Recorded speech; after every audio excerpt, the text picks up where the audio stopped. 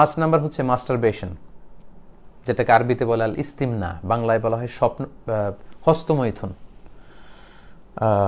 এই কাজ যদি কেউ করে, অর্থাৎ ইচ্ছাকৃতভাবে যদি বীর্যপাত করে, তাহলে সে কারণে কিন্তু আপনার রোজাটি ভেঙে যাবে। সো যুবক ভাইরা, যুবক যুবতীরা খুবই সাবধান, এটা একটা বড় ধরনের পাপ, কবিরা গুনাহ মিনাল কাবায়ের, এবং রমাদানে যদি কেউ এই কাজ করে তার রোজা কিন্তু ভেঙে যাবে। এটার দলিল হচ্ছে সহিহ বুখারীর হাদিসে কুদসি, যেখানে আল্লাহ তাআলা ইরশাদ করছেন, ইয়াদাউ তুআমাহু ওয়া শারাবাহু ওয়া শাহওয়াতাহু মিন আজলি।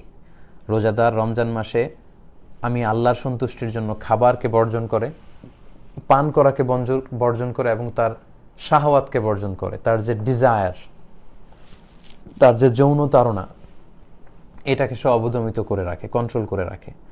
সো আপনি যদি ইস্তেমনা করেন, অর্থাৎ মাস্টারবেশন করেন, তার মানে এর মাধ্যমে আপনি আপনার শাহওয়াতকে, আপনার খায়েশকে আপনি পূরণ করলেন। সিমেন আউট করার মধ্য দিয়ে আপনি কিন্তু আপনার এই শাহওয়াতকে অর্জন করে ফেললেন। ফলে এই যে সিয়ামের একটা পার্ট হচ্ছে শাহওয়াতকে বর্জন করা, সেটা হয়নি। ফলে এ কারণে আপনার রোজা ভেঙে যাবে। সো খুব সাবধান। 6 নম্বর হচ্ছে কেউ যদি সিগারেট খায়, স্মোকিং করে, স্মোকিং ইনভ্যালিডেটস দ্য ফাস্ট।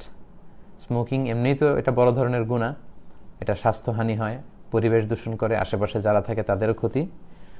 সো যারা স্মোকিং করছেন রমাদানে, খুবই সাবধান, আপনাদের রোজা কিন্তু ভেঙে যাচ্ছে। কারণ স্মোকিংয়ের মাধ্যমে যে টোবাকোর যে ধোঁয়া, এবং এর মধ্যে কিছু পার্টিকেল কিন্তু আপনার দেহের ভেতরে চলে যাচ্ছে, স্টোমাকে চলে যাওয়ার সমূহ সম্ভাবনা। এই জন্য স্কলাররা বলেছেন যে স্মোকিং করলে রোজা ভেঙে যায়।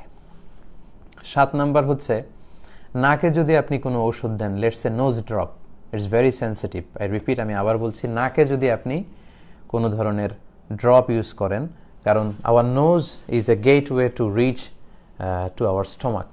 আমাদের নাক দিয়ে কিন্তু আমাদের স্টোমাকে পানি, খাবার এগুলো পৌঁছে যায়।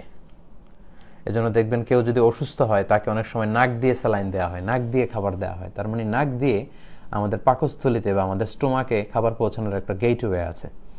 সো এই নোজ ড্রপে কিন্তু আপনার রোজা ভেঙে যাবে। এটা ভেরি সেন্সিটিভ, সাধারণত usually it goes in. So এই জন্য স্কলারদের ভিউ হচ্ছে যে আপনি নাকের ড্রপ যদি ইউজ করেন, এটার স্বাদ গলায় চলে যাবে এবং স্টোমাকে চলে যাওয়ার সম্ভাবনা। সো এটাতে রোজা ভেঙে যাবে। তাই আমরা সাজেস্ট করি আপনি রাত্রিবেলায় নাকের ড্রপ ইউজ করবেন। নাক দিয়ে কোনো ওষুধ ইউজ করলে কিন্তু আপনার রোজা ভেঙে যাবে।